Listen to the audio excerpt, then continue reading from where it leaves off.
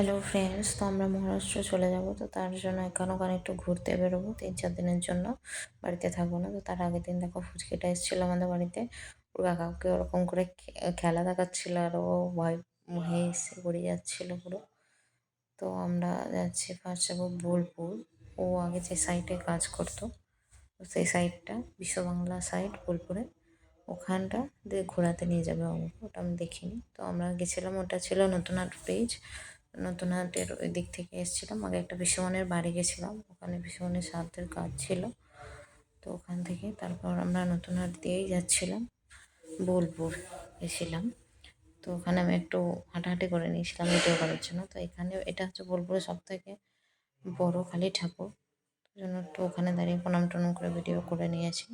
তো এই হচ্ছে দেখো বোলপুরের বিশ্ব বাংলা সাইট। এখানে আমার বড় ফার্স্ট কাজ করেছিল। তো এখন মহারাষ্ট্রতে আছে ও। তো এটা হচ্ছে বিশ্ব বাংলা সাইট। তো ওই জন্য এখানটা আমাকে ঘুরতে নিয়ে গেল। কদিন পর আমি ওর সাথেই চলে যাবো, ওই জন্য ঘুরতে গেছিলাম ওর সাথে। তো দেখো, এটা হচ্ছে সাইটের ভিতরটা, এটা অডিটোরিয়ামটা। জায়গাটা এত ভালো, এত ভালো, আমার তো ভিতরে ঢুকে পুরো তাক লেগে গেছে। ভিতরে ভিডিও করতে করিনি।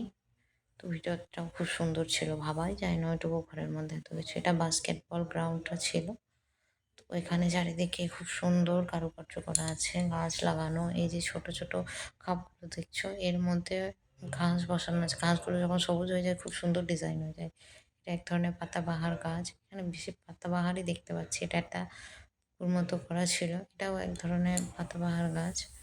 তো এখানে দেখো একটা পাতাবাহার আছে লাল কালারের। তো আমাকে সাইডটা বড় বলছিল, আমাকে পুরোটা ঘুরিয়ে দেখায়নি, ভিতরগুলো ঢুকায়নি। অনেকগুলো বিল্ডিং আছে, তো ওই জন্য পুরোটা ঘুরে শেষ করতে পারতাম না। এমনিতেই আমাদের তারপর ননদিনের বাড়ি যাওয়ার ছিল, জন্য লেট হয়ে গেছিলো। ওখানে ঢুকতে ঢুকতেও সন্ধে হয়ে গেছিলো। এটাও দেখো এক ধরনের পাতাবাহার।